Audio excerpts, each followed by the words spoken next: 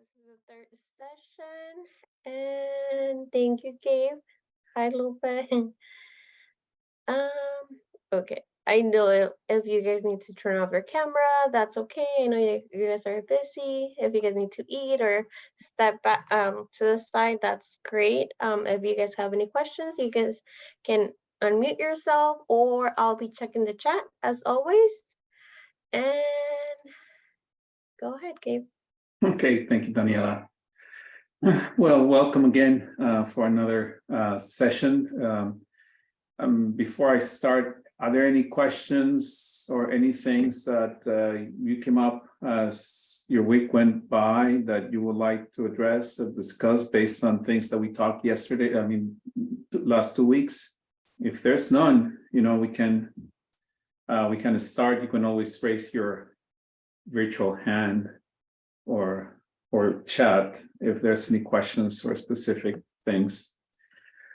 I need to give this disclaimer that just want to make sure that I am not an attorney. I'm not an accountant. I'm not an insurance agent. I'm not a financial planner.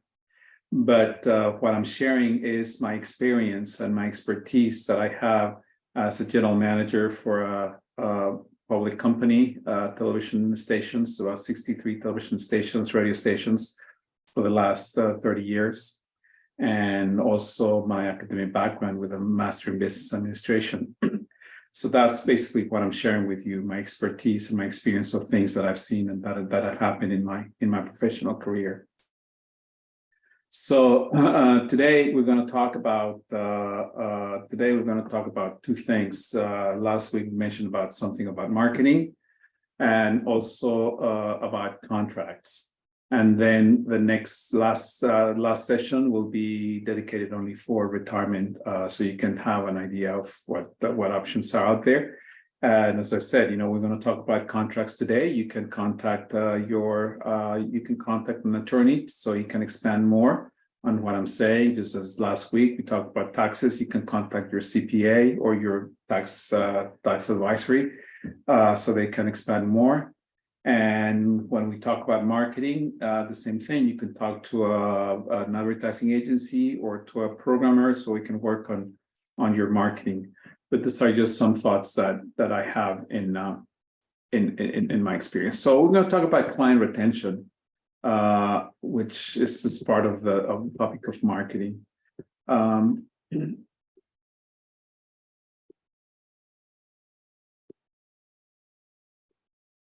To me, client retention is key because that's the blood of your business, right? It's easier to retain a client than try to get a new one. But at the same time, it's always important to keep looking for new clients at all times. So you cannot just dedicate yourself to clients that you already have, because eventually there's a little of natural attrition in business. And because we are a living entity, so we have to modify it and adjust.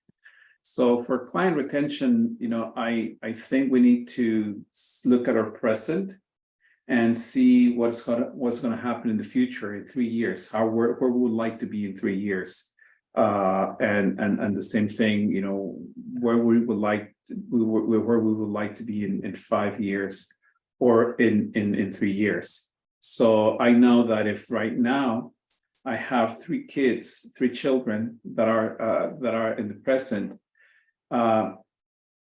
if they're 3 years old, in 3 years they're going to be 6. In 5 years, they're going to be 8 years old, and in 10 years, they're going to be 13. So obviously, there's going to be a natural attrition, or these kids, they can be with me for 10 years if their parents stay in the area. I can have them for 10 years if my license for the classroom is 13. But then if I'm keeping these clients, what's going to happen to the new people that are coming in? I'm going to start picking up kids that are 3, or probably I have a cohort of students that are moving along the way. So maybe in 10 years, I'm going to have, maybe I'm planning to retire, maybe I'm not so tired to close the business, sell it, or to just give up the license. But then I have a group of 14 students that are 14 clients that are in the same age, or maybe I need to. I mean that's part of the business plan, as part of your business strategy. How do you want to be in 3 years? If you want to start feeding, always have a base of always 3 years, always have 3-year kids in that age range. So in the next 3 years, then those that are 6, you have to tell them, well, thank you very much. For probably those 6 years, there people start going to, they go to elementary school, and then you do after school. I mean, I don't know. That's something that you have to think how you're going to address that. So for that, it is important for you to look into the future, right? To see where do you want to be and what is going to be my strategy in 10 years, in 5 years. In 3 years, probably 10 years, maybe too far, but maybe 3 years. What's going to be when my students right now that I have, when they turn 3 years from today, what age are they going to have? So obviously, for client retention, you have to have a ledger. You have to have a record of your students, of all your students, and obviously you can track their key element, the key components. How we talk about this is an Excel spreadsheet, right? Just an Excel spreadsheet, you have a record of your students. You can track you can see their ages. Oops, sorry about that. You can track, ages, their birthday, and also their payments.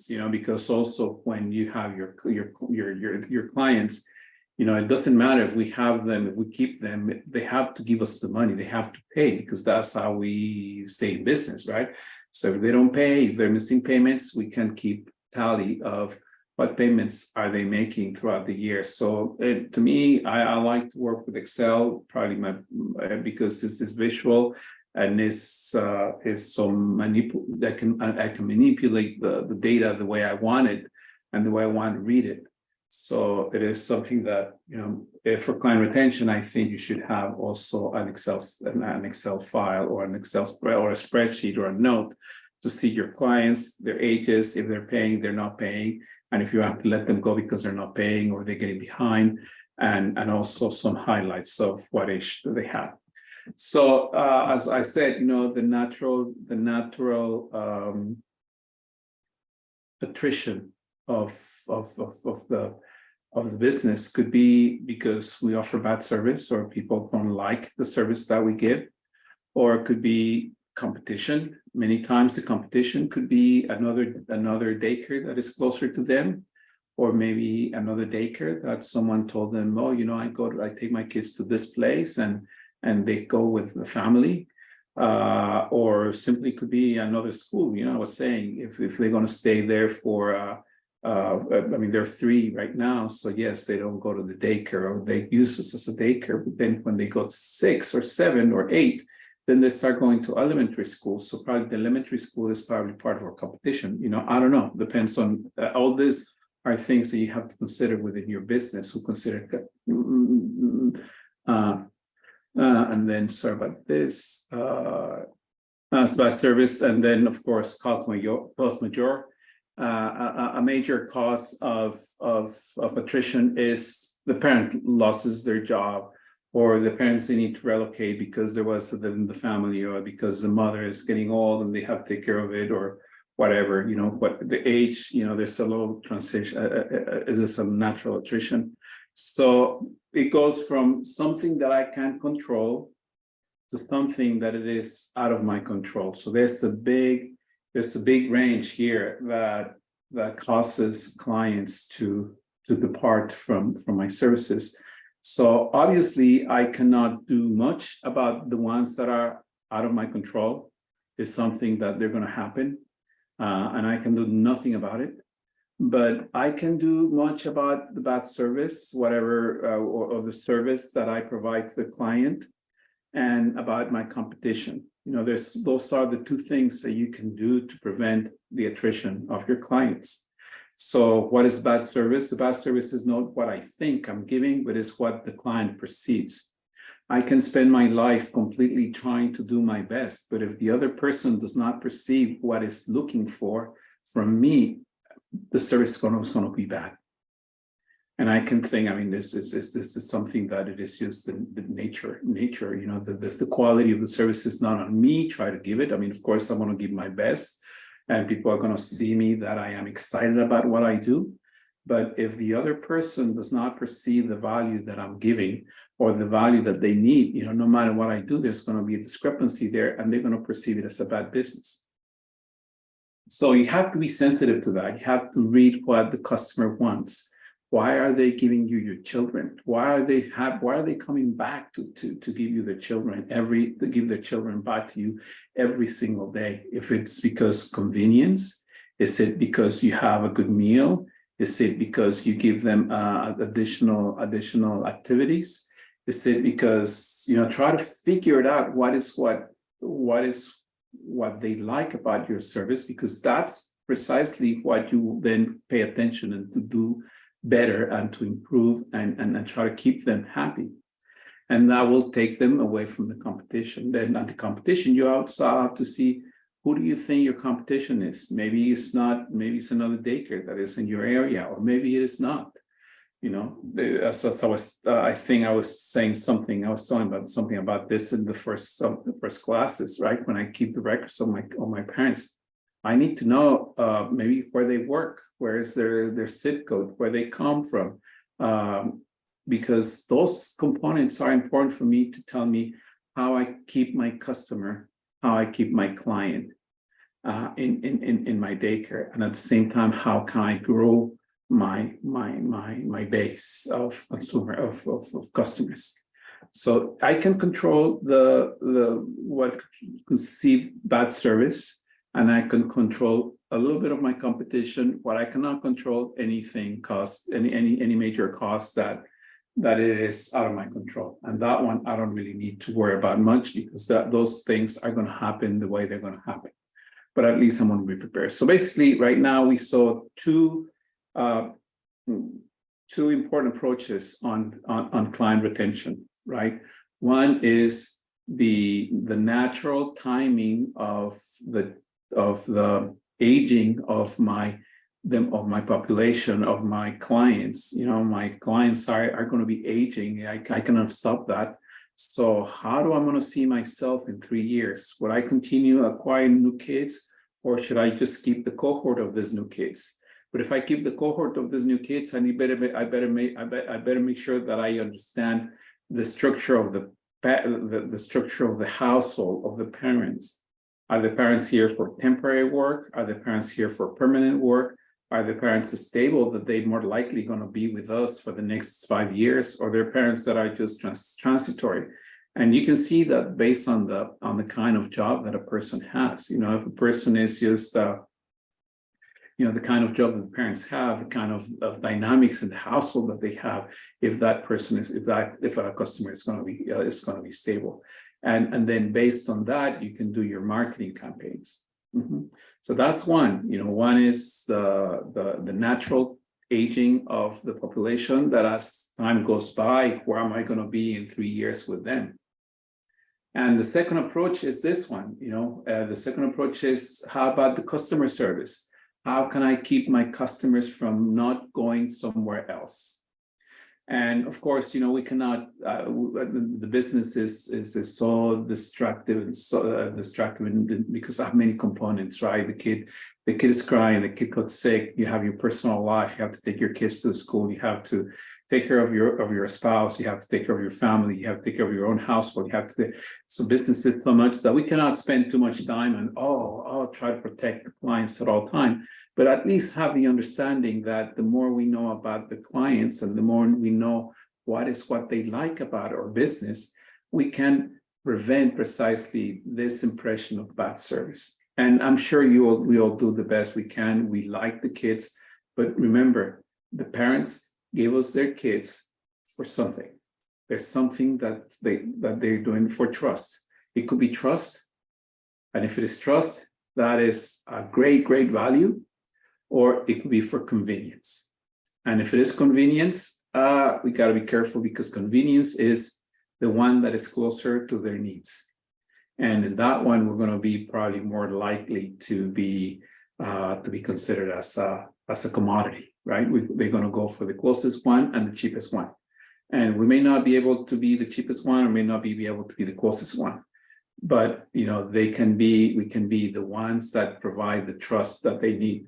So at the same time, all these components on us and understanding what could be bad service, what could be perceived as a bad service for my clients, are telling me are going to be my strengths, are going to be my marketing strategies, right? My strengths that will prevent them from doing that.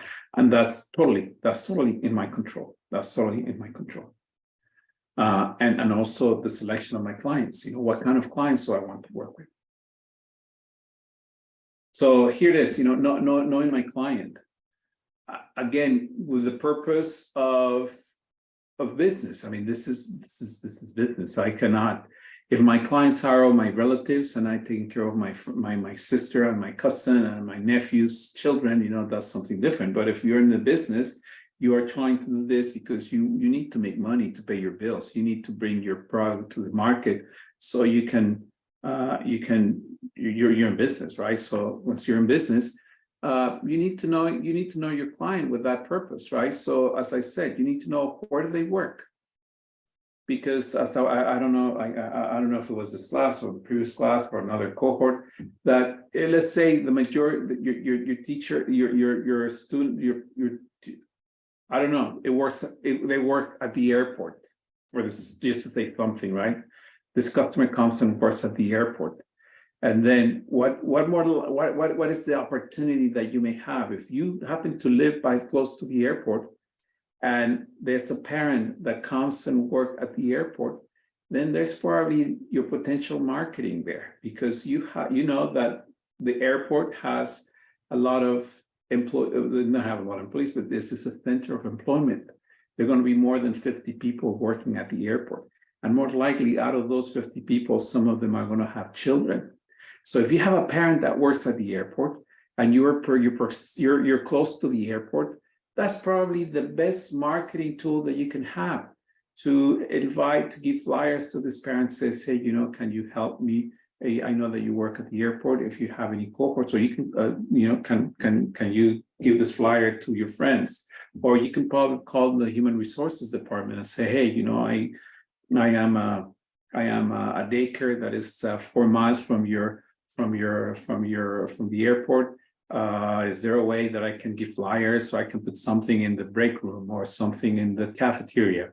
So that's how you start your marketing and your client retention, in a sense, right? Let's say there's another one, maybe he works in the school district, or maybe he works at the grocery store.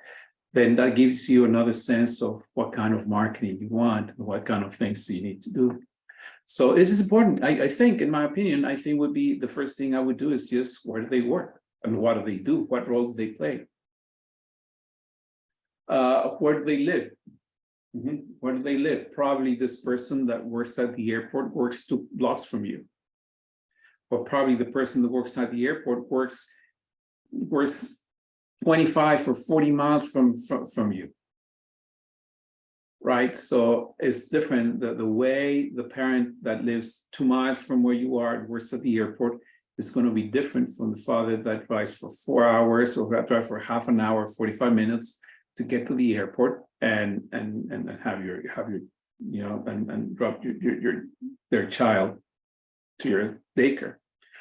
So where do they live? It is important, of course. All these questions you already have these questions. Because when you do your intake forms, you're asking all these questions. So pay attention to those things, not necessarily just fill them out, right? Just okay, he filled out. Just try to understand. And I'm sure probably you already do that. And then also ask how many children. If this is the only child, is a second child, or they may have a child of a big gap. There's some families that have children and there's a gap of 10 years or 7 years, or maybe they're all together, or maybe it's the only child.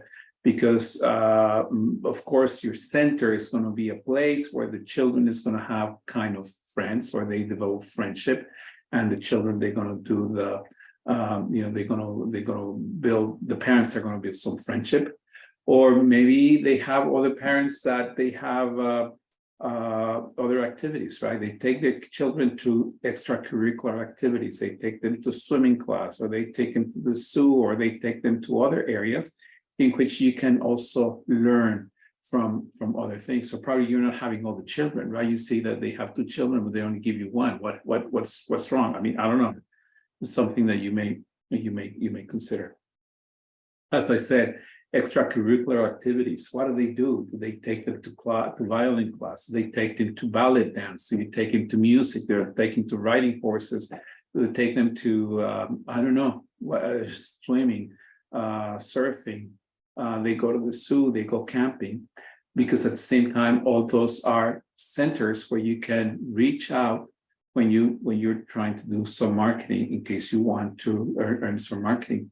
And at the same time, the extracurricular activities, it will tell you something that you can add into your classroom, right? If they go horseback riding, then you can put horses there. I don't know. There's something, all depends on the age, right? Some kids are maybe 6 months old. I mean, of course, there's very little that you can do there. Just take care of the kid, but the mom for sure has a lot of needs and activities that you can capitalize on the purpose of providing a better service for them, and also grow your business. So to me, you can come up with more, right? But to me, those are the key ones for me to understand, knowing my client, because by knowing my client, number 2, I can retain them. I can make my business sustainable based on their needs, or based on this characteristics, and there may be opportunities for marketing. So that's, to me, those are the ones that I would do. Now, once I have that information, once I understand all those things, then is the time for me to do some advertising, or there is a time for me where I can invest in marketing or do some activities, right? So advertising, I'm going to try to do an advertising that really reaches the clients, or reaches their friends, or reaches the same structure of the family network or the family composition that I want to reach, right? Maybe I need to go and advertise in their church, or maybe I need to go and advertise in their school, or in their extracurricular activities club, or, depending on the information that you have. So obviously, to me, the most accessible will be probably a flyer. Why? Because the flyer is visual, is tangible, and it is seasonal.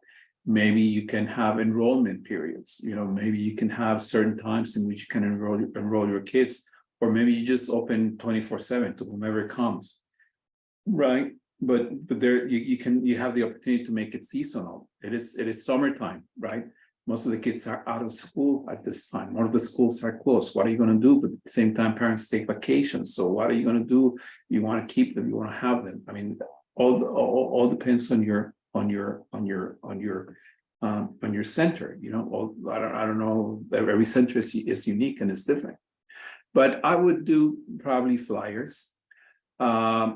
Obviously, I would do Google My Business.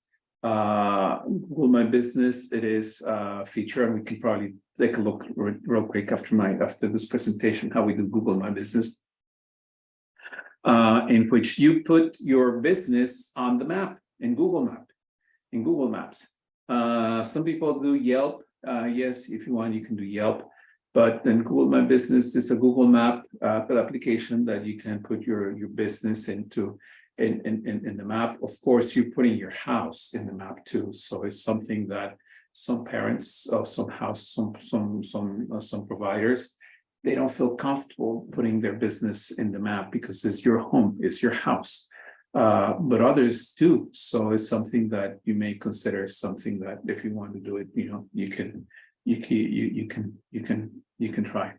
And the good thing about Google My Business is that it's regional, right? The Google My Business is going to show centers close to the people that is doing the search.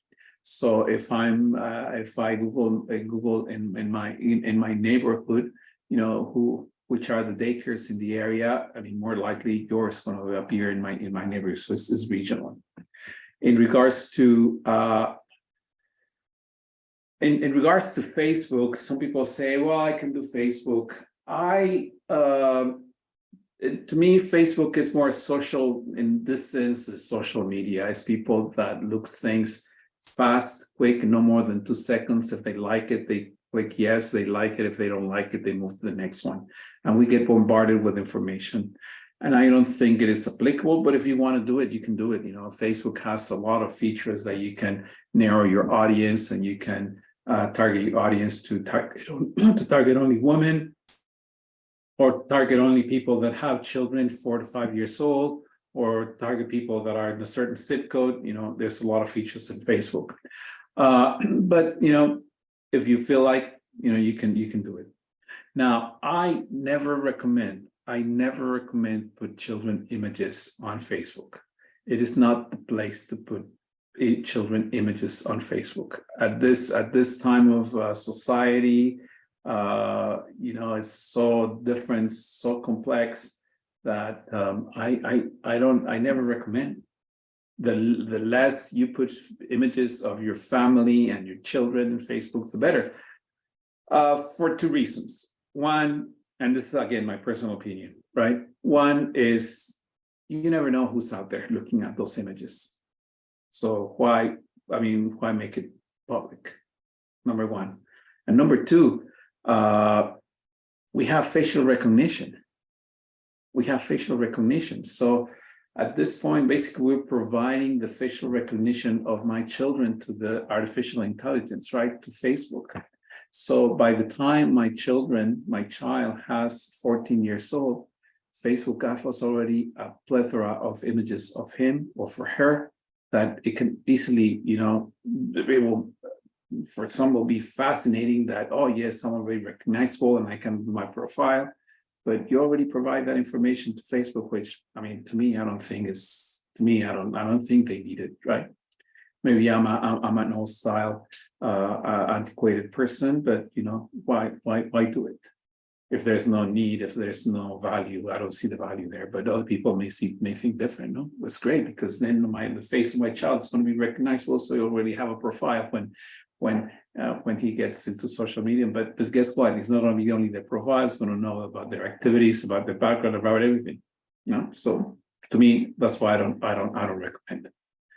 And we do not know. I'm sorry for the typo there. We do not know.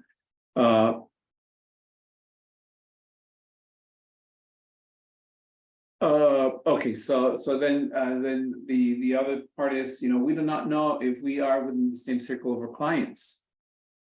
You know, probably where you know, with social media, the circles of our clients may be totally separate or probably will be totally in tiers. So it is not. I will be advertising to the people that already know that I'm there, not necessarily to the people that I want to target.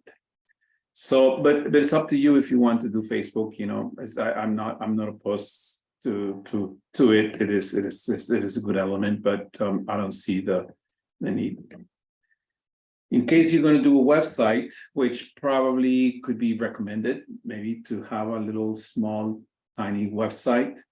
Again, the purpose of the website is to be geo-targeted, in a sense that you have to make sure that at all times within your website, you put where your zip code is, where your area of service is, where your communities of service are.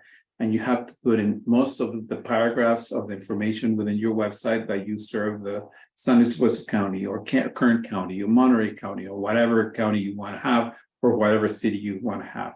The purpose is to be geo-targeted. So people, when they Google something, you know, they can find you. And for that, you need to put addresses. You need to put your address. You need to put the zip codes that you visit. You know, we service the zip codes 93401 or 93405 or 93446, or the cities, right? We service the cities of Paso Robles, Atascadero, and Templeton, or San Luis Obispo, Pismo Beach, and Shell Beach, or Santa Maria and Nipomo. You know, or maybe from Paso Robles to Nipomo or Santa Maria, whatever, you know, that's the purpose of the website, you know, so you can be geo-targeted. You can be, in a sense, limited to the space, because your service is not a service that you provide online, that it could be open to everybody. It is just a very limited service that it is, you're limited by your license. So you only have a limit of 14 or 7 children. And you're also limited by your geography. Someone from Los Angeles is never going to buy your service, right? Yes, probably there will be maybe one grandmother that lives in Los Angeles that happens to have a daughter that it is in San Luis Obispo, that she can see your website, but that's a very remote and very far-fetched possibility. So your website needs to be totally geo-targeted, so for a geographical zone. And to do that in your website, you need to put in most information on your paragraphs, where you put what services you provide, and make sure that it is geo-targeted. So let's look real quick a little bit about Google My Business. Are there any questions or any comments? Just one thing that I wanted to add: if you do decide to make a flyer, business cards, anything like that, that it's going to be out in the community, please always remember to add your license number. That you always have to show your license number. It can be like in the corner, huge, it's your decision, but always include your license number.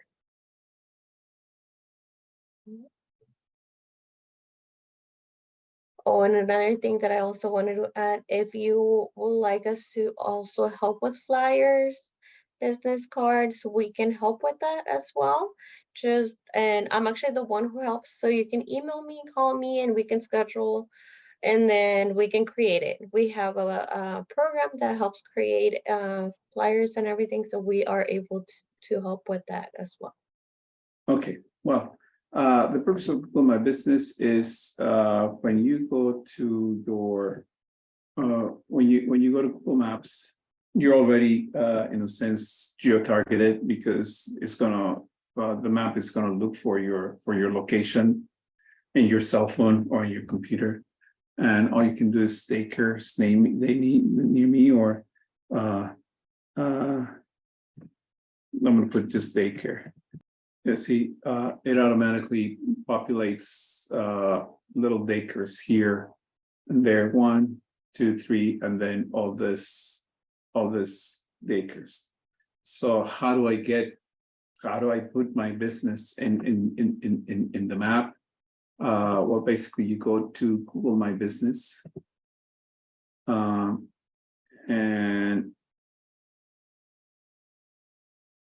and then you just create your account. It is not difficult. Let me just pull out some presentations that I've done in the past about Google My Business. Just bear with me. Sorry, all slides, but it will give you an idea on how to do it. It has changed a little bit, but it has changed a little bit. But basically, you go into the Google My Business site. As I said, you just type Google My Business, and it will ask you to sign in if you already have one, or manage now. And you click your manage now, and you start typing your business name. It will, you just type the name of your business name, and it will give you 1, 2, 3, 4, 5 steps to do. It will ask you, once you select your business name, it will ask you what category is your business, and it will give you the options of the category that you want to start. The one to do is going to be probably childcare or education. You'll find it. I mean, Google is very friendly, user friendly. And then it will ask you for the address, and this is where some people don't feel comfortable putting the addresses, right? Because it's your business, it's your home. But some people don't mind, as you can see in the map, in the Google Maps that we did. There was some that they put their house. So you put your address, and then you're gonna say next, and the question: do you also serve customers outside this location? If you say yes, yes. If not, no. Very simple, and this is for the purpose of finding the use of business. But then Google is going to contact, Google's going to ask you for some information to verify, because the information that you're going to put here, eventually they're going to verify that it is you, that you create, that business really exists. So Google is going to go in the database of your telephone number, the database on the information that you gave for the address and the information that they have, and they're going to match it, and they're going to try to confirm that it is true, that that business exists, that address is real, and that person that's opening the business is real. Because if not, anyone could be opening any business, right? And then you will have fictitious businesses that are floating online. So Google is doing the due diligence to do that. So they're going to ask you for your phone number. If you have a website, you can buy a website. If you want a website with Google My Business, that's fine. You can also create a website with Google My Business. They will charge probably $12. So we'll see a little bit of that right now at the end. We'll kind of help you with a very basic website. Or if not, don't get the website. And then you start filling out the information. They're going to start asking you for the information. They're going to ask you for information about you, the name, what do you do, and all these little pencils that appear is the things that you can edit and that you can add. And once you create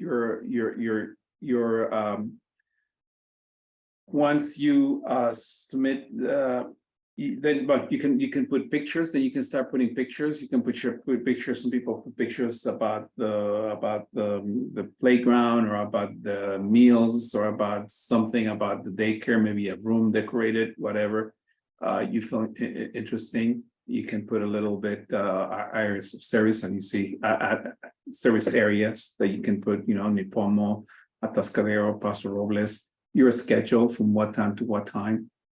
And as you fill out your information, and then at the end you can add photos. You can don't go into create ads.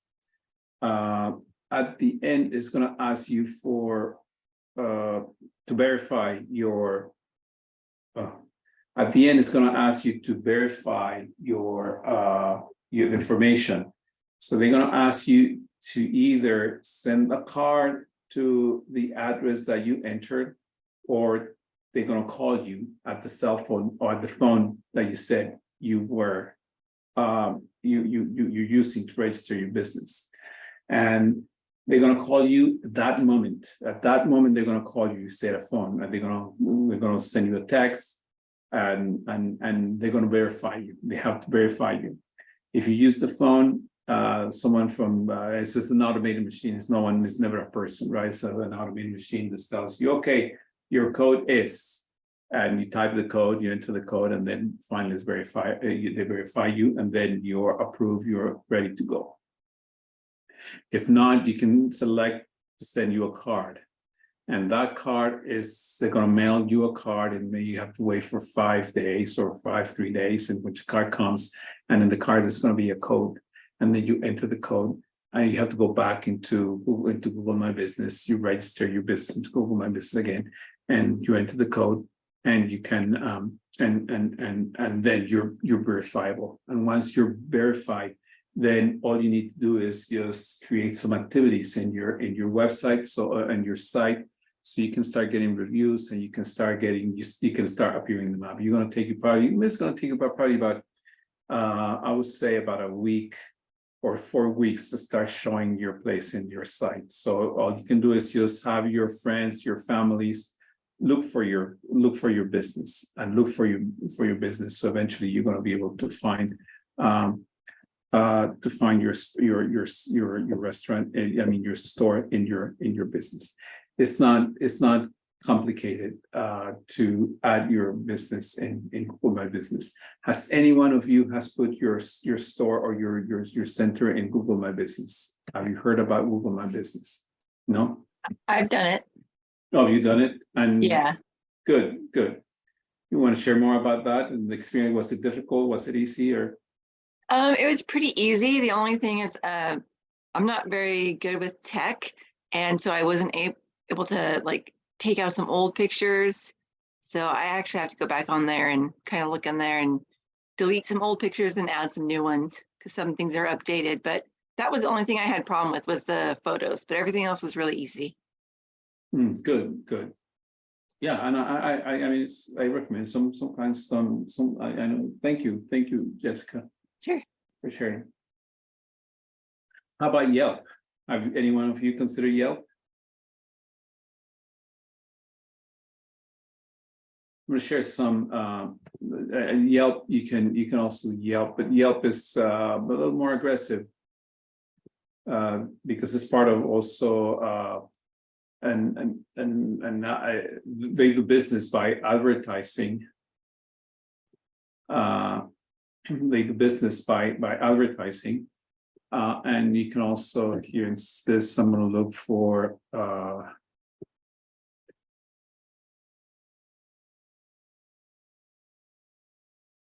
daycare, infant or child daycare. I mean, depending on the. It's similar. It's exactly the same thing as you can go on Yelp. You just go on Yelp and look for. Make sure you sign for the free listing. You know, it's important to sign for the free listing. Now, Yelp is very aggressive because it is they do business by advertising, so they're going to try to sell you the advertising, and if you are not firm and saying no, and maybe if you are I mean, you have to be attentive to everything that you're reading because you ended up with a $500 bill the first 6 months, the first 3 months. It's like, wow, what did I do? And it says, oh no, because we're going to give you this listing and it's going to be free listing. I'm going to put you in this one. So just try to make sure that you're not buying any advertising. But you can see here, for example, these people. Obviously, this is the section in which they pay. It is like a Yellow Pages. So the first stop, you know, this is the sponsor. So this person is paying. This person is paying Yelp to appear in the top of the search. But here are others, you know, that they just put, you know, they put their business there. My little Einstein, you know, it's daycare, and it's similar to the opening one. I mean, of course, this one is in Gilroy, and I'm in Atascadero, right? So what good does it help? But you see, people are putting themselves in the. They can put their pictures, they put their information, and centers. Now, the situation with Yelp, you got to be careful because you become a social media post, and people can start making comments on your daycare because you have reviews. And sometimes the reviews are very gratifying, and sometimes the reviews can be very detrimental. So what I recommend to manage the reviews is never go in conflict with a person who has the differences of opinions on your daycare. All you have to do is just convert it in a positive conversation and say, well, thank you very much for highlighting this. We're doing our effort to improve the experiences for the customers, and your comment is well appreciated. Yeah, that kind of thing. Never go into a conflict with, oh, but it's not true. You were late. I have to let, because it's not a place for argument. It is just social media, and the purpose is just to mitigate the potential damage that you're going to have in social media. So anyway, so this is this is Yelp. Here's another one. And I don't know where's this one. I didn't look, but this is in well, it's area 885. But you see, they have pictures of their daycare, and something that you can do. And then again, you know, this it gives you an idea of what you can do. So those are the two sort of medias that I would recommend in your marketing. Obviously, for sure, the Google My Business and Yelp. Can I add something, Gabe? Yes. For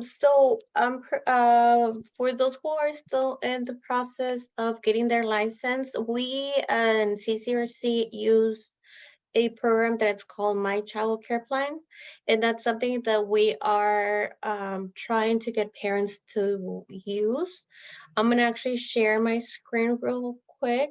So it's like a website where this is what we use to give the referrals to when a parent calls. So you as a provider, if you are want to be in our system, it will be My Child Care Plan.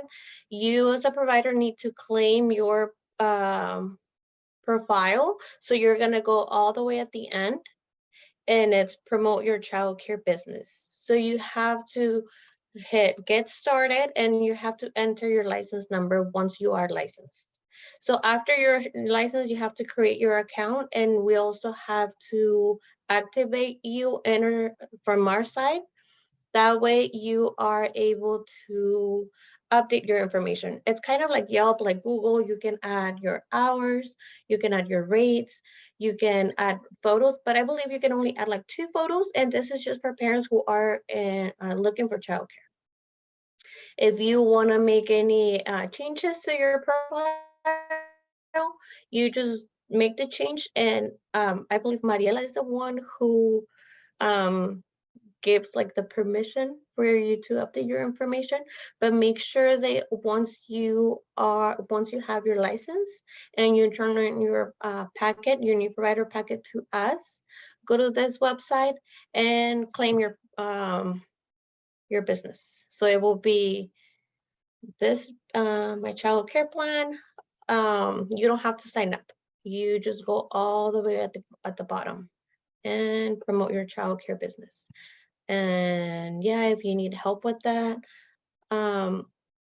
we can help you and update your information. You can do your hours and your rates, I believe, on your own. But for our subsidy program, we still need if you're going to change your rates, for you to send it to us via email or in the mail. You can drop it off at our office. But that's another way that you can put your name out there. But if you are going to be working with us and want to be in our system, or if you're not yet, let me know so that way we can add you. Okay. Any questions about that? And actually, oh, sorry, go ahead. Okay, no, I just had I think I tried to do this, sorry. I tried to do this twice and I never got word back. So is that are you like the contact for that or just straight Mariela? It will be Because- Noemi Madrigal. That's her name. She is the one who has access to My Child. I mean, I have access just to give referrals to the parents, but I believe Right. she has more access. Okay. So you can contact Noemi, or I can have Noemi call you, and she can Okay. help you set up your profile. I think for right now, I'll just go to that website and see if I can do it and see if it works. Yeah, Yeah. because I think I've tried twice, like when it initially rolled out the thing and then something happened and a lot of us couldn't get in on it. So I'm like, So I thought that it just like stopped. So I'm glad that you brought it up.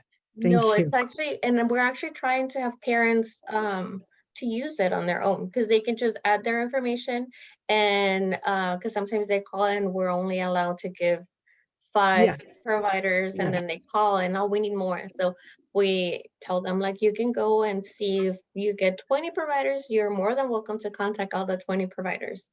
But Got and it. that's what I think, that it's really important that if you are going to use My Child Care Plan, you update your vacancies and your hours.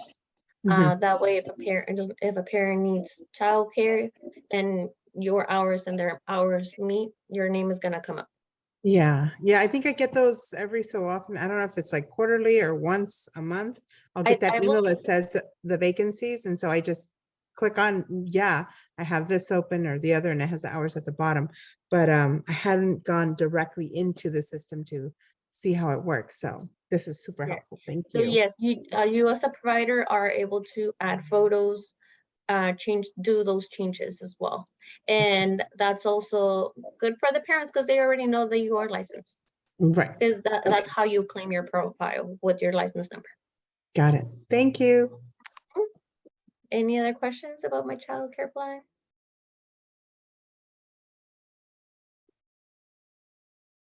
No, if anything comes up, please chat me right now or email me, call me. But you can also contact Noemi. She's the one in charge of my child care plan. Okay. Thanks, Gabe. Oh, thank you. No, thank you. This is great. I mean, putting yourself in the map and now age, I mean, it is important. It will help you be found. I mean, it all depends also if you're booked in your center, you know, then this is a good thing. But if you're looking for children, if you're looking for business, it's a good thing to start looking. I would recommend definitely Google My Business. That's free. Doesn't cost you anything. And you're not threatened to, but not, I wouldn't say threatened, but you're not harassed by buying advertising and, oh, we have this program and we can help you get more clicks and we can help you get more audiences and you can reach more people. You know, there's not in the background, there's no one really soliciting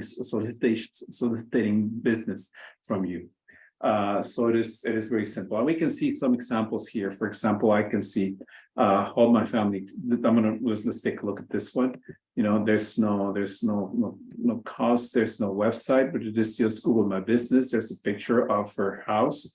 And many times, you know, this kind of picture is going to be from Google. Google is going to take the picture of your house. I mean, today I went to lunch and there was one of these little cars of Google taking pictures, right? So Google will have a picture of your house that you cannot prevent that. And it is the 360 of the street. But then you can add this picture, it can tell you who took the picture, right? The person who took the picture, and you can make reports. In these three little dots, that's where you can report the problem, you can share. So sometimes many parents will take pictures of the center and they will be posted. You know, you may have reviews in there.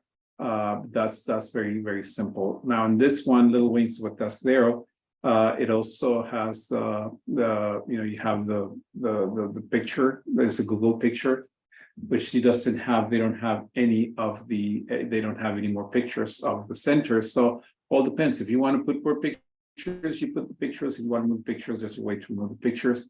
And many other people can put pictures when you are in Google. But now, for example, they have a website, right? This Little Wings of a Tascadero. They have a very small website. You can find a very simple website on a very simple website program that you can do, and just put a location in this. Now, as I said, I personally do not recommend pictures of children in any of the websites that we have. But you know, in here they put their team, and you can do the same thing. You can put your people, your experiences, and whatever your philosophy. You can. I mean, this is a very simple structured website. If you want to go that route, you know, they're very simple. You don't need to be that sophisticated to show videos and everything. But I just want to show you something. But in Google My Business, you have the times. You can put the times from where you open.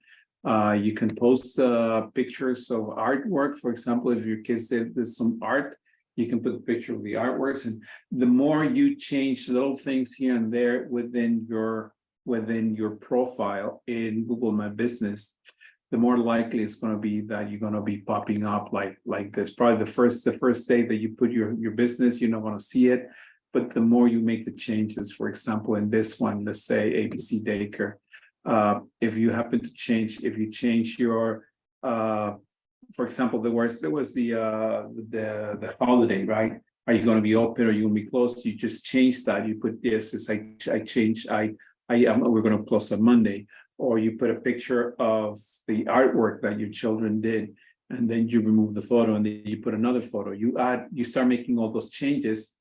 What happens is, because Google is a database, and every change that they do, they need to update. So obviously it's telling Google that this is a living entity, that this is a living business, and more likely you're going to be ranking, or not ranking, but it will be appearing more prominent in the map, as opposed to others, as opposed to other businesses. But as I said, this is geo-targeted. So obviously it lists the first 5 are the ones that are closest to where I am.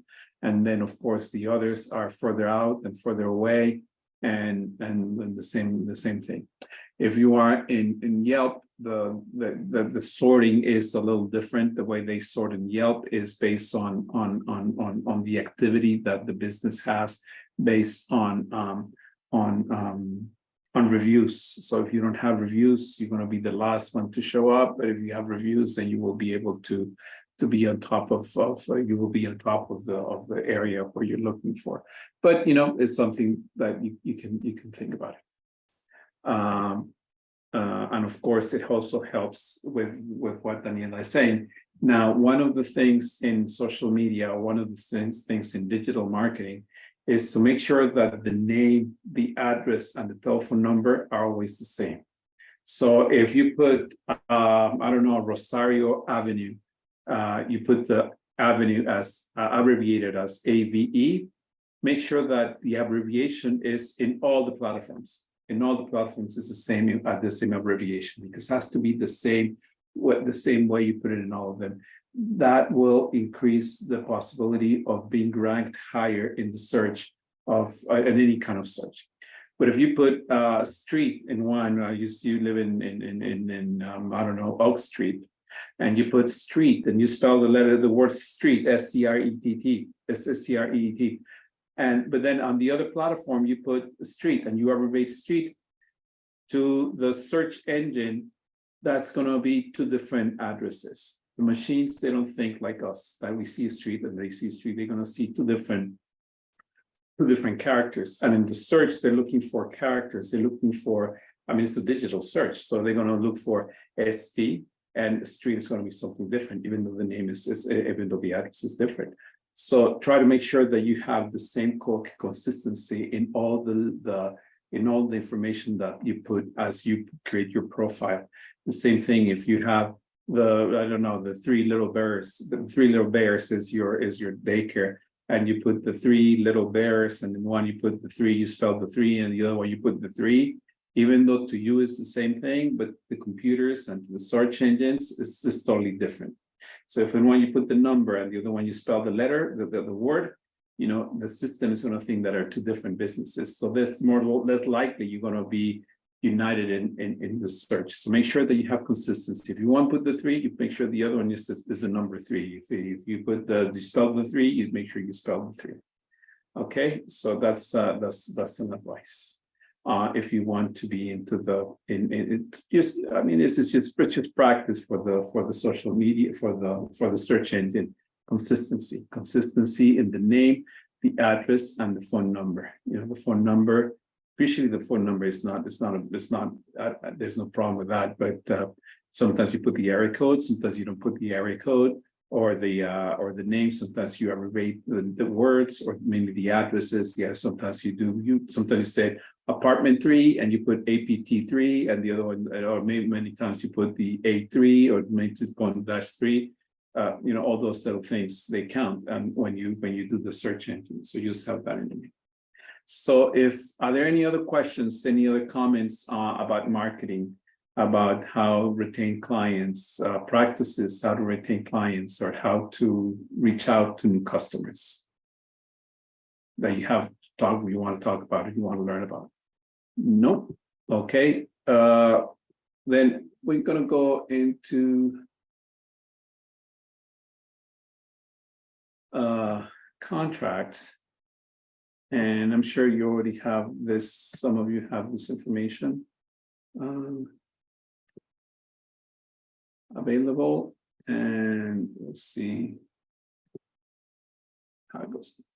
So in contracts, and again,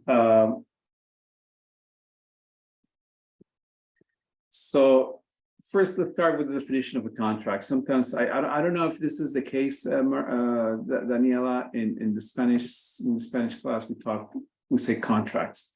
Do they also have the same concept of this contract when you create a contract with a client? Yeah, and probably that's what it is. You create a contract. Okay, so let's so then first of all, let's try to define what a contract is. So a contract is a promise or a set of promises that are enforceable by law. And so basically it is an agreement that it is enforceable by law. If there's anything that is not enforceable by law, there's no contract. And if there's any promise that isn't enforceable by law, there's no contract. So that's something that you have to. It's one part of the component of what is the contract. Then there's a mutual consent. They have to be both parties. Both parties have to have the consent that the promise that it was giving, it is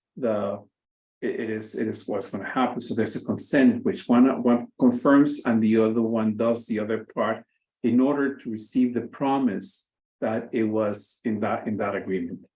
And then there has to be a consideration. There's an exchange of value, and it's the legal value between those two parties. So first of all, this needs to be a promise.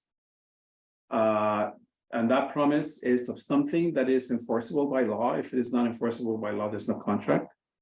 There has to be a mutual consent. That means both parties have to agree. And if both parties, there's no mutual consent. If if there's one party doesn't have mutual consent, there's no contract. And at the same time, this has to be a consideration. There has to be something that it is exchange of value between those two parties. If there's no consideration, there's nothing in exchange in value, then there's no contract. So I'm sorry, this is I had it in Spanish and I forgot to translate this. But there's no what it means is there's no defense for any information that makes an invalid contract. So if there's an invalid contract, you cannot defend it. Basically, you cannot defend if there's an element that it isn't invalid of that contract. There's no way you can defend the contract. Basically, there's no contract. And another component in the contract is jurisdiction. Where are we going to dispute this agreement? Those are the components of the contract. We have to make sure that what we're promising we're giving, it is enforceable by law, and that the other person, what is receiving, is also enforceable by law, and that exchange, that we both parties are in agreement with what we're exchanging, and that exchange has legal value for both parties, legal value for me or for the other, and there's no defense in the formation of make the contract invalid, but there's also jurisdiction of the conflict. If there's a conflict between this, if there's a disagreement, where are we going to resolve this conflict? In which part of the place we're going to fight the dispute? So those are the components of the contract. In the contract, you have the most important thing is where we're going to fight. I mean, where we're going to resolve the dispute. And I can say, well, I want to resolve the dispute in the state of California. I can say Los Angeles, but I would go into Los Angeles. We better go to San Francisco, and I can bring the litigation in Los Angeles, even though the business is here in San Luis Obispo. So those are the components. Those are the components of a contract. So are we really doing a contract with? And there's the duty of good faith, right? There's the duty of good faith in which while you're doing it, it is in good faith. It's in good faith. There's no coercion. There's no abuse. It's a parity of level between both parties, right? It's the duty of good faith. So a little bit of background. When the contracts are about services, and when the contracts are about goods, they're two different kind of agreements. If it is for services, the procedural element that enforces the contract is the common law.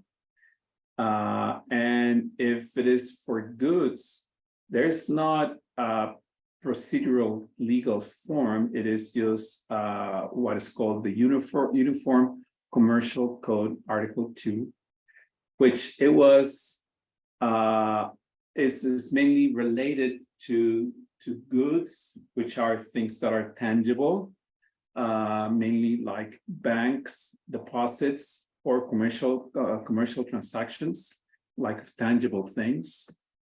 And the contract of goods, with the contract where there's an exchange of goods, which is tangibles, was not created through the regular process of law, but by two organizations that came together and said, no, we have to put some rules about how we're going to address this conflict of promises of a contract. And it was the American Law Institute and the National Conference of Commissioners. Those two organizations make the law or make the rules for the uniform commercial code for the contracts of goods.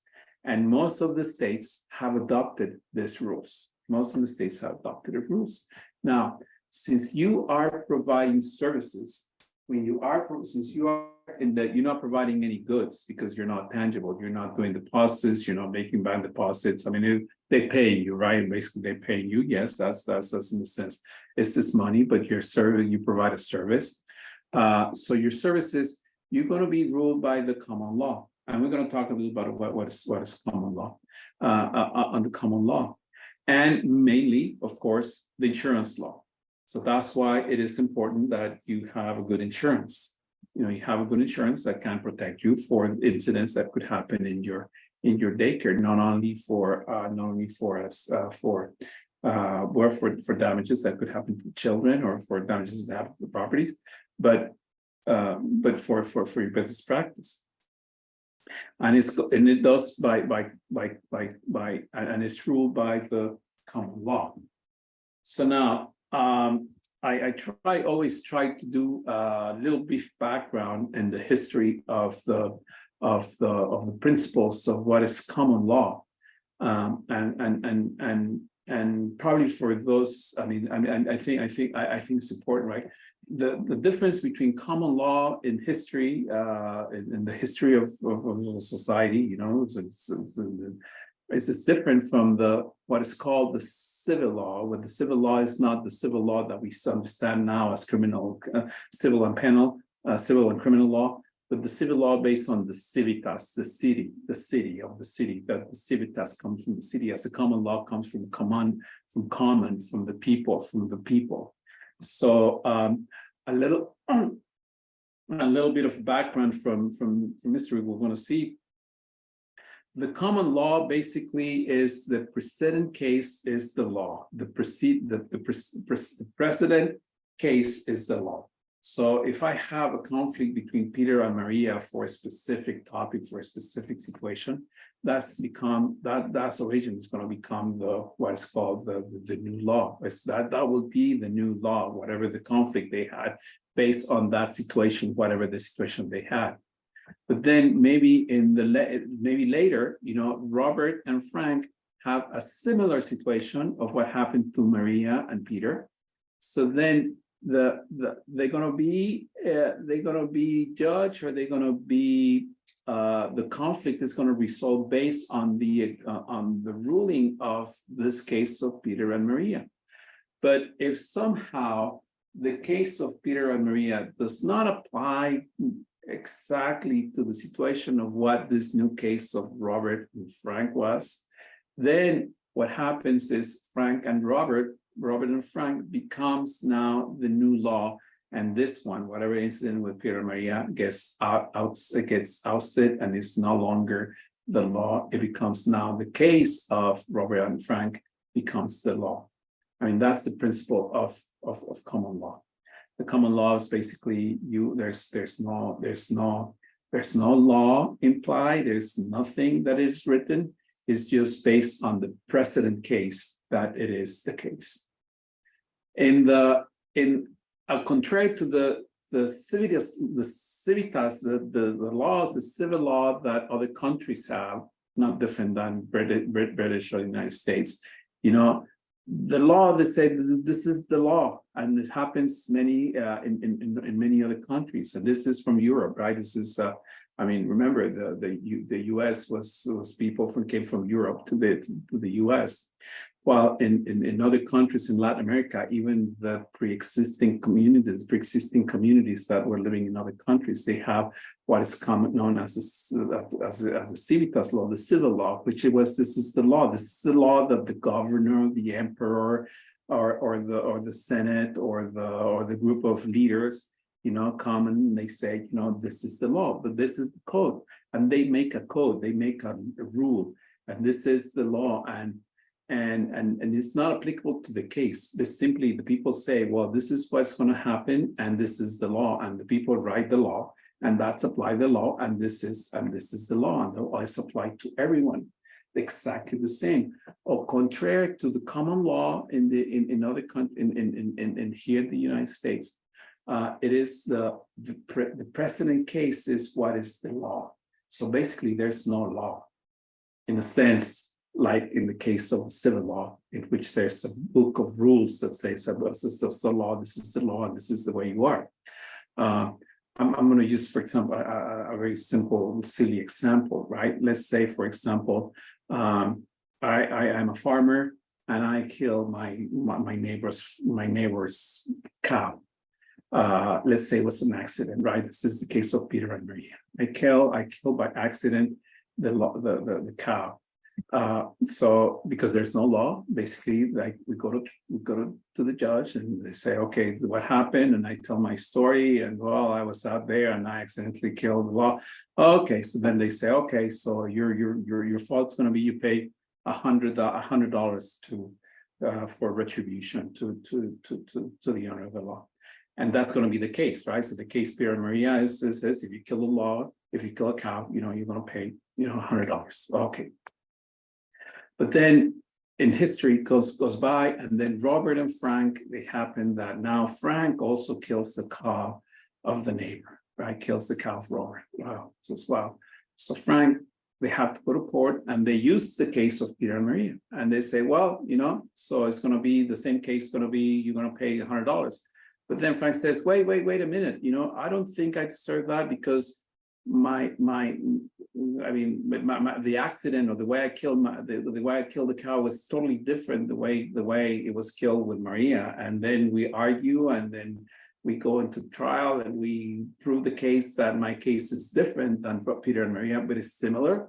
So then the case of Peter and Maria is off, and then the situation of Robert and Frank becomes the new law. It says, okay, so now the new law is, in case you kill a cow by accident by putting, I don't know, the electrocution or whatever, they put an electrical fence, then you're going to pay $500. So then becomes a new law. And then maybe in the future, we're going to have another new situation of other people killing the cow, the same or similar situation. And the person says, no, my case is not applicable to that. And then we'll have another.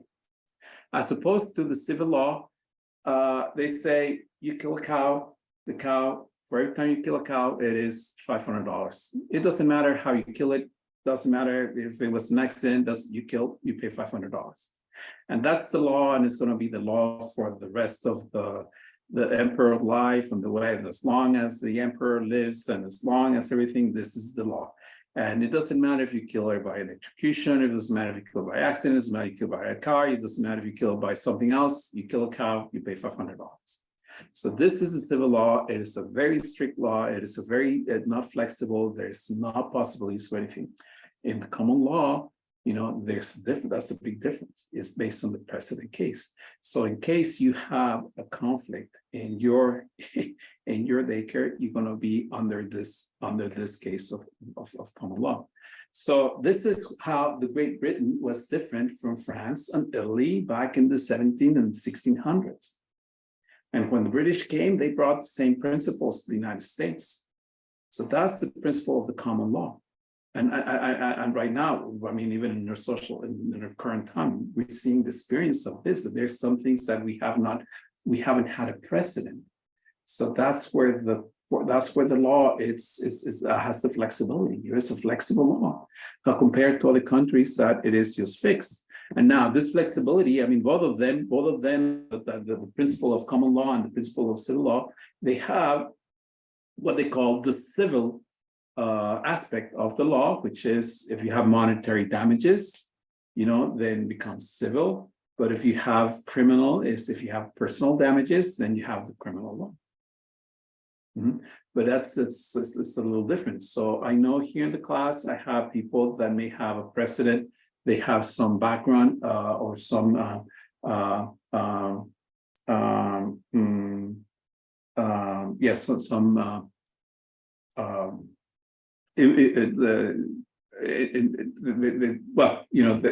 it is important for us to understand the differences, even for a country, how the system of law works. So when there's an appeal process in the civil law, basically the appeal process is for someone else to review my case, just to see if someone else can review my case and can make a case for me that I cannot pay what is within the law. But in the appeal process of common law is to see if my case is different from the precedent. If my case is different from the precedent, in order to, my law is applicable to me, or I'm going to be a new case in which I am become the new law. My case becomes the new law. So, having said so, my contract, what I have, do I really have a contract with the client? Do I really have a contract with the client? Do I really have an exchange of services, an exchange of product in which I say, what I'm changing is protectable by law? And at the same time, are you and I agreeing that this is what I'm going to be doing and this is what you're going to be doing? And are we saying that in cases of discrepancy, we're going to fight these differences in this jurisdiction? And now we do, of course, you're doing it in goodwill, you're doing it in everything. Yes, in a sense, it's a contract. In a sense, it's a contract. But in a sense, we can reward it in a different way that we can probably, in a sense, we have a promise. Yes, we have a promise. Do we have mutual consent? Yes. Do we have consideration of legal value? Yes. There's jurisdiction? Yes. And we have goodwill? Yes. But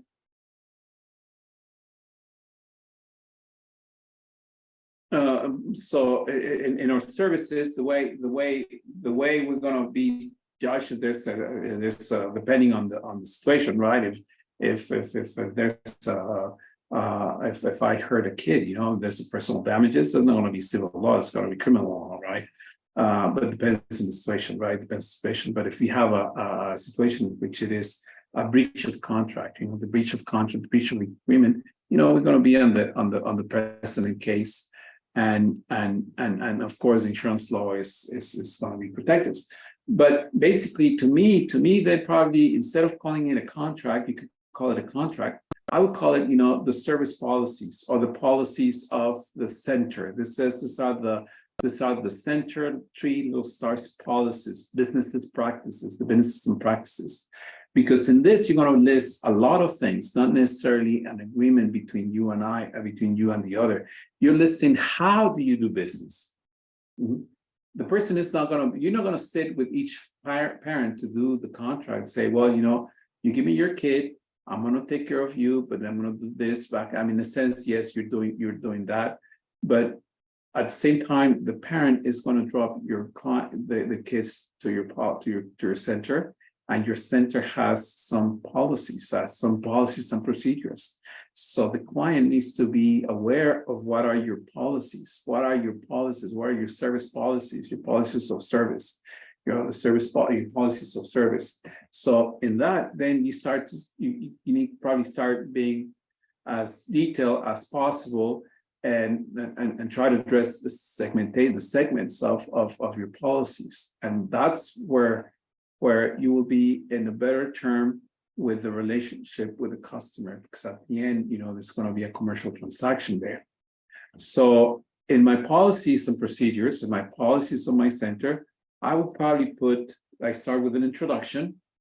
I would start with an introduction. And in the introduction, I can put all related about me, all related about the center, I would probably put a welcoming statement. Welcome to my center. You know, we are happy to be about you. We can talk about. You may have 1 or 2 paragraphs about your center. You can say how long have you been in business. You can say how long have you had your licenses. You can put the years of experience. If you have art class, if you have meal class, you have breaks, you can make a brief statement about the introduction of your center. And you're going to go in a timely in a timeline, right? The next one is going to be about enrollment. How do you enroll the client? How do you enroll your students? Are you going to give a deposit that is non-returnable? And we talked about that.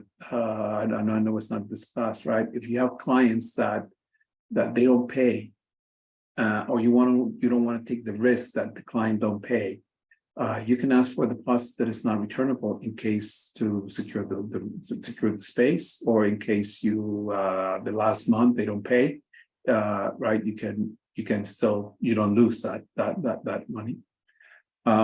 You can make sure that you enlist, of course, it is important that you have your emergency contact documents in case of an emergency. Who's going to come pick up the kid?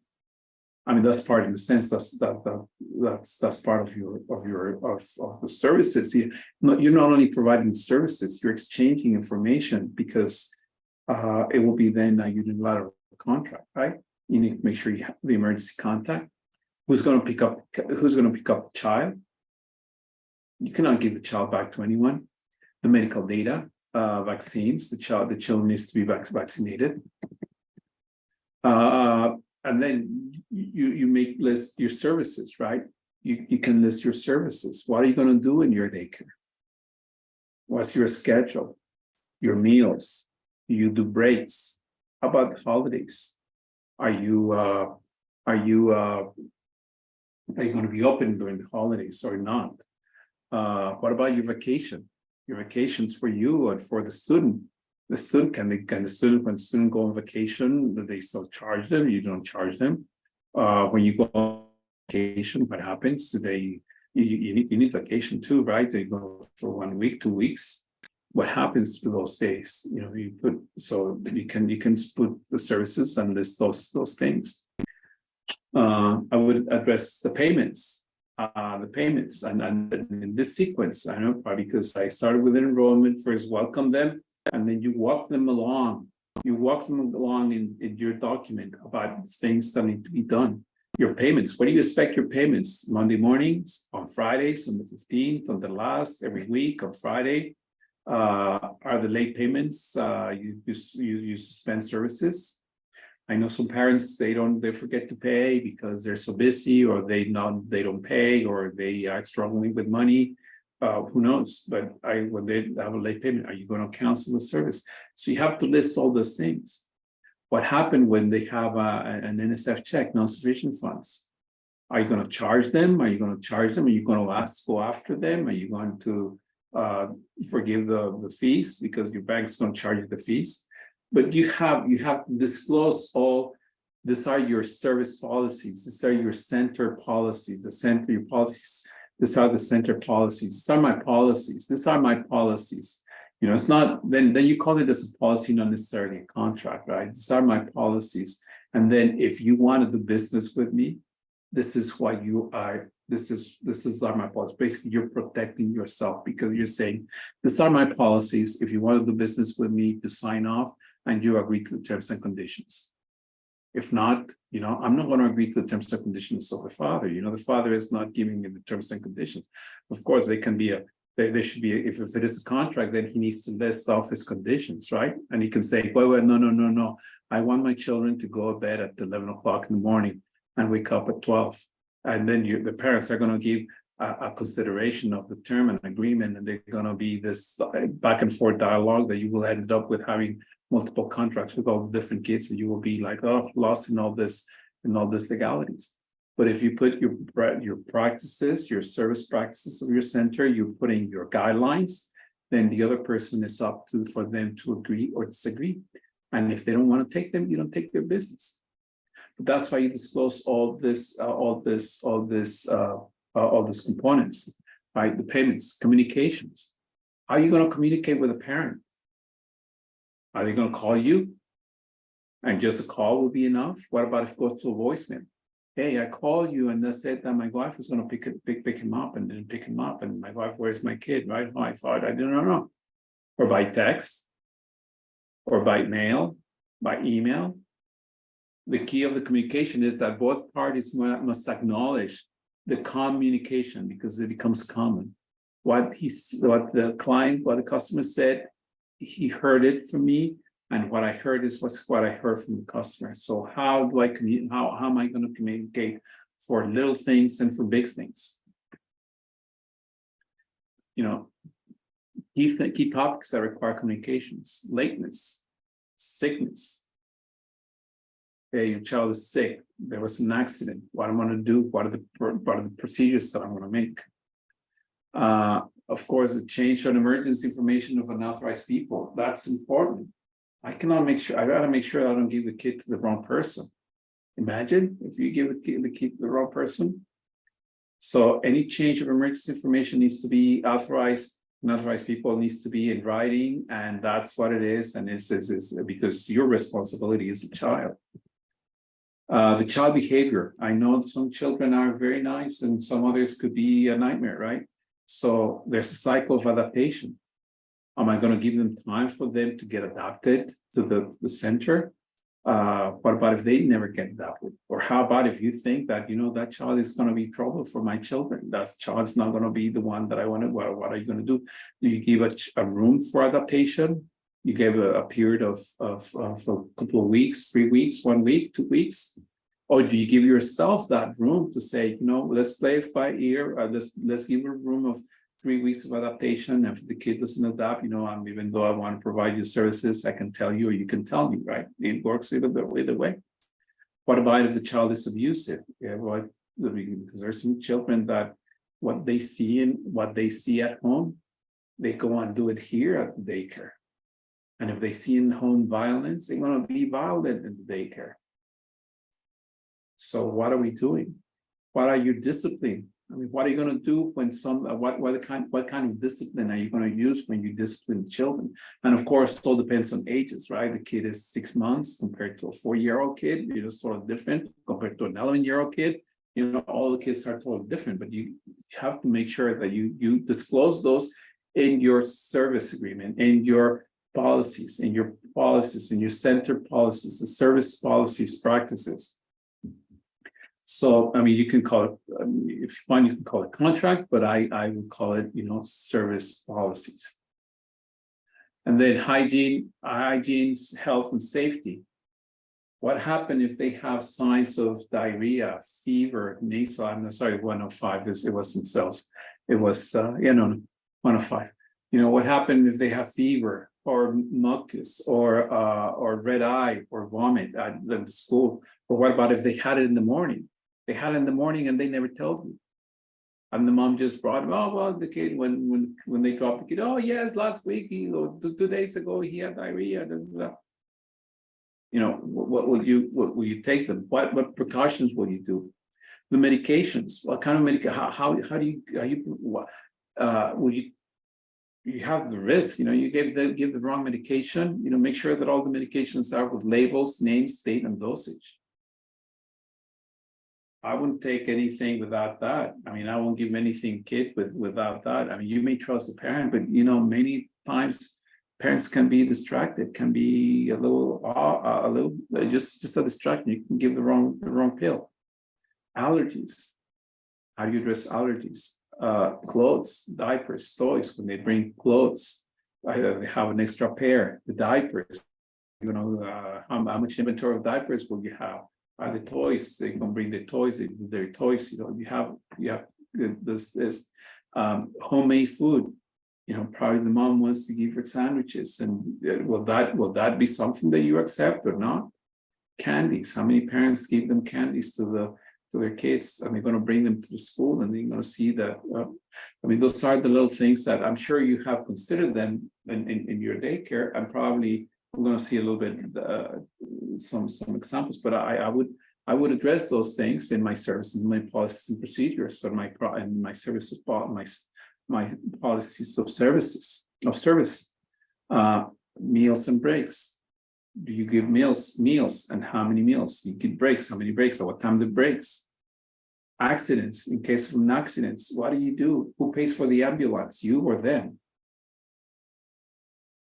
We hope that there's never an accident, but you never know. You do not know that you are epileptic until you have the first seizure, right? So what happened? Pickups and child transfer. I think that's important. Sign the pickup sheet or the drop-off sheet. Parking on the street or parking on the house driveway. Maybe your customer, maybe your client, maybe your neighbors also don't want you to take their cars or park in the street. Maybe you have to make notifications of that. You may have to disclose that. Please do not park in the greenhouse or in my neighbor's backyard or driveway, because I get in trouble. Maybe you have to walk the kid 2 blocks or 1 block, whatever. Extra charge if the parent picks up the child late. Are you going to make an extra charge, or are you going to be kind and patient? Only the people listed in the emergency list. I'm sure you have seen custody and divorce papers, right? And then what? I think you have the right to retain court custody orders or custody plans signed by both parents, by both parties. And if they change, hey, my wife told me that, I can pick it up today. Sorry, well, today is not the day that she picks up. I have to hear from her. Or you know what, if that's the new agreement, I need a copy of both sides that yes, you can pick him up on this day. I mean, I don't know, you're not an officer, right, to follow those, but would that help you, protect you in case of a liability? Maybe yes, I'm sure it will. So there's some things that I want to make sure that I will make sure, it's just a lot of legalities and a lot of things that I need to protect myself in case something happens. Absenteeism. Will they pay or not pay? One day the kid was absent, are they paying? Are they not paying? Because that day I could have had another child, or 1 week I could have had another child. I mean, how long? The vacations, what do we do with the vacations? Expulsion. What are the possibilities of cancellation of services? Why would I have to say a child no? And many times you don't sell the child, no, you sell to the parents. No, I'm sorry, I cannot do your business. I cannot do business with you. And that's the key. That's the thing. It's your business. It's not their business. It's your business. You determine whom do you do business with based on the guidelines that you have. And at what time would you expel a client? Because of non-payment, because of violation, because the children didn't adapt, or because they're regular absences. I would say, in my services, in my policies and procedures, I would say, these are the reasons why I would not consider the child to be a permanent student in my daycare. Field trips, parties. Are you going to take them to field trips? Sometimes you take them to the museum or to the zoo or to some, whatever you take them, to the movies, to the swimming pool. Parent visits. You allow parents to visit you, to support you, to volunteer. And maybe others, others could be, they want to give a donation to your art program class, or they want to give a donation to the selling cookies, or anything else that you may think. So I would list them in more or less in this sport. I think with this we cover most of the topics that are involved in your daycare. And then at the end, I put the statement, I read and understood the practices and rules of the center, little three little stars. And you put the child's names, the parent guardian signature, their name, their signature, and their date. And then if you sign, I think you sign is optional. I'm sorry for the typo there. Your signature is optional because these are your policies. These are your center's policies.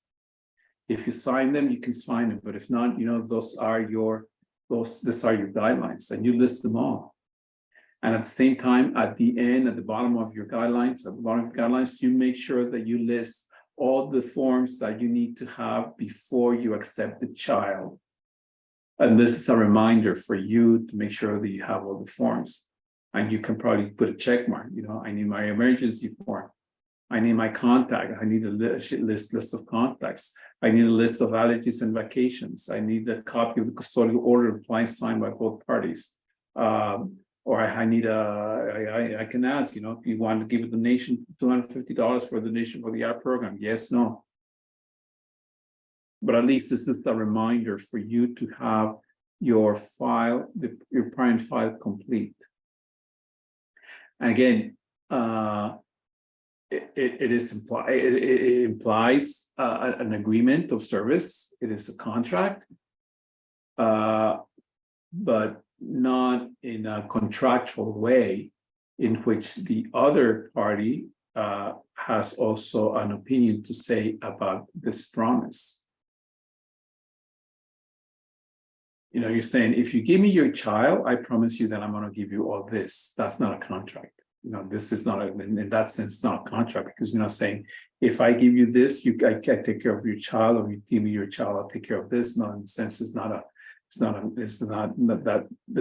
contract. It's more the guidance and practices of your center on how you're going to do business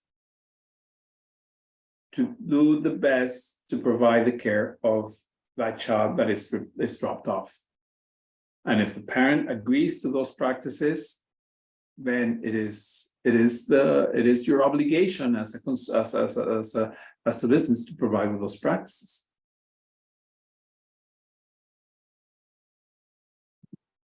So then you have it's going to be a lengthy document, maybe 5 pages, maybe 6 pages, 4 pages, or maybe you already have it. And then it's just a matter of how you present it. How you present it to the eyes, so it can be readable, more readable for you, better readable for them. And at the same time, how can you enforce what you're saying about your practices, that every person understand what you're saying, and they will protect you in court. So in one, you can be, I'm sorry, this is just look at the visual, right? Just look at the visual, not look at the content. You can put big paragraphs and lengthy paragraphs that could be maybe easy to read or maybe heavy to read. Or you can make bullet points. You can make bullet points, this is a bullet points. Or you can make indentations, and within the indentations you highlight the words in bold or in capitals. And at the end of every paragraph, you have a little box that the person needs to initial. Right? In this case, the person doesn't have any commitment, and how do I prove that he read it? How can I say that this person read it? How can I say that this person read it? But in this one, I'm putting a little box that the person needs to put his her initial. When they initial, that means that even if they don't read it, they take responsibility to say that they read it.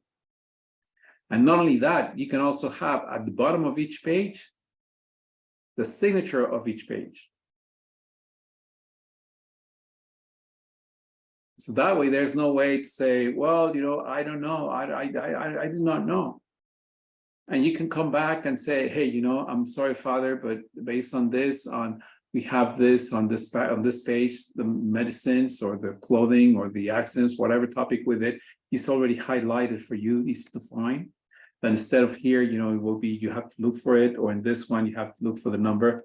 There's some ways the presentation make it easy for you to find the clause or the topic that you need to address. And at the same time, you're backed up by the signature and says, I'm sorry, but you signed it here.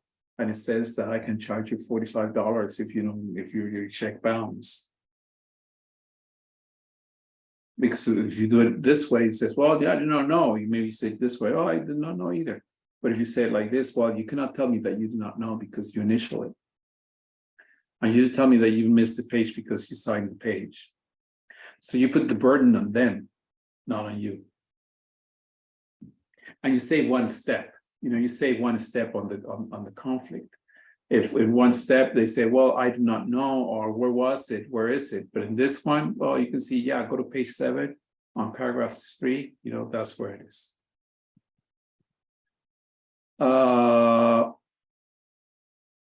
So that's my intake on contracts. I know Daniela and CAPSLO has templates for contracts.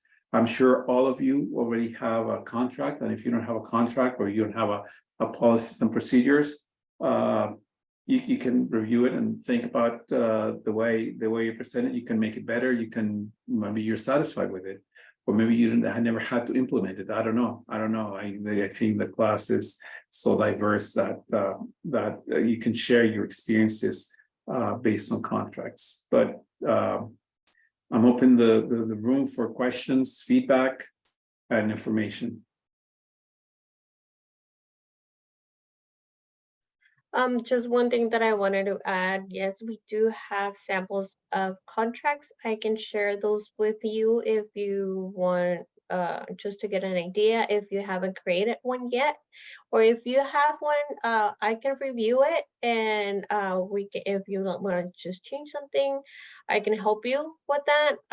For those who are also having, for those who have Spanish speaking families, I can help you translate as well. But yeah, it's very important that you guys have a contract. We do call them a contract. You can call it what's best for you, how you want to have it. That's good. But it's also important to keep in mind that you have to follow licensing regulations. If you're going to have it on your contract, make sure that it goes along with licensing regulations. And that's why it's I can review it and I can help with that as well. Okay. Any questions?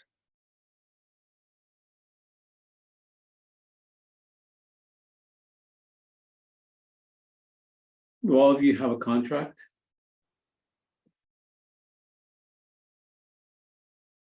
Or policies and procedures? Yes. I have a contract. Okay. And has anyone has been somehow go call a parent and say, hey, it's written here?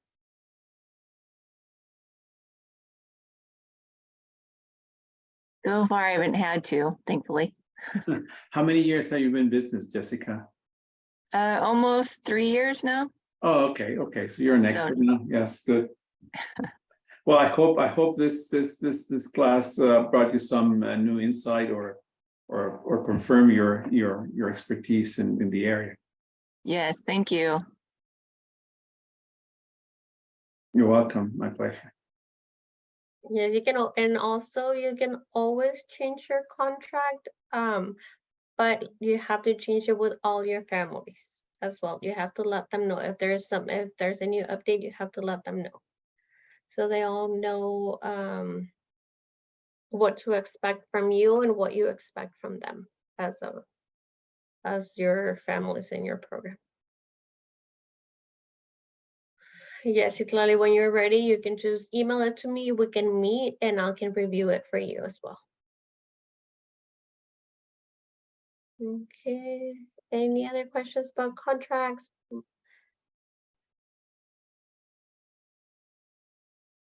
No? Okay, before we end the class,